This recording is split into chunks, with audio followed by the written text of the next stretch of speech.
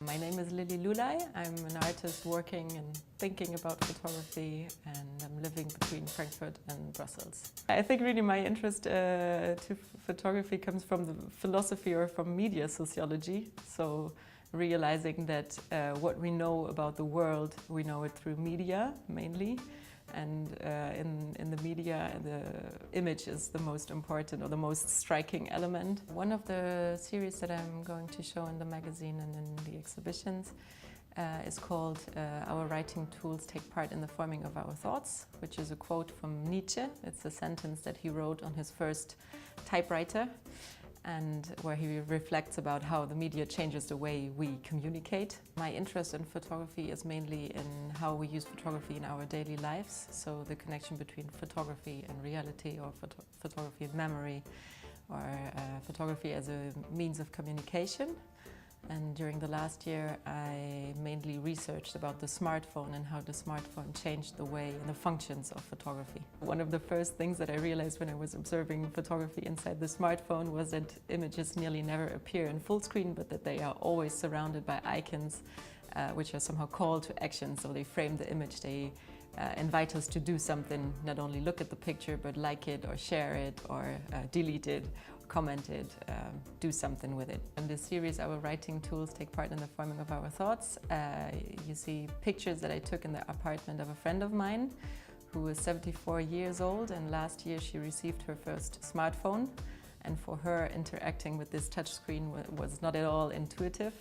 So very often I explained her how to use this new writing tool when we were on the phone. And so I described what was visible inside her screen, her interface, to say, like, if you want to take a picture, look at the left side.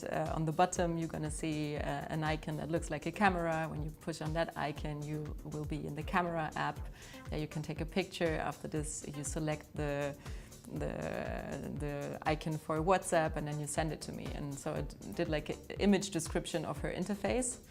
And as this was quite strange, I thought I'm gonna do the same with the images that I took inside her apartment. So it's somehow a classic image description, only that I do not use words to describe what's in the picture, but I use the new language of icons. So it's also about how we learn new symbols and a new kind of language, as we are all worldwide using smartphones and using the same apps and using the same icons to interact. What I do is, so I have the initial image and I describe it with icons. The icons come from a database online, which is normally used by web designers. And so it's a mix between my own associations with the contents in the image, but also with the association of this database, because sometimes, of course, there is no related icon for what I'm looking for.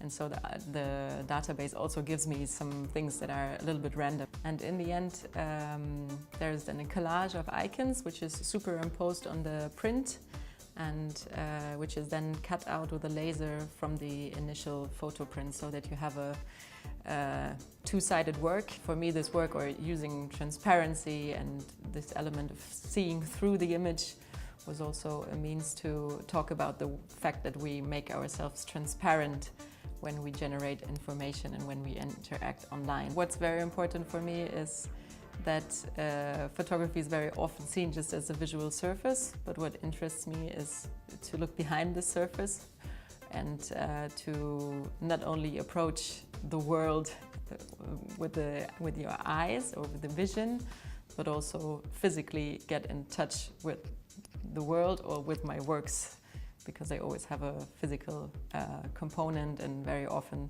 there are trompe-l'oeil effects, so that you do not see the same thing from afar and from close. When you're confronted with the works, at first you do not recognize a lot. You neither see the apartment nor all the icons where this network I created is made out of. And this was also important for me, because I think that the smartphone is really a media which confronts us with an overabundance of information.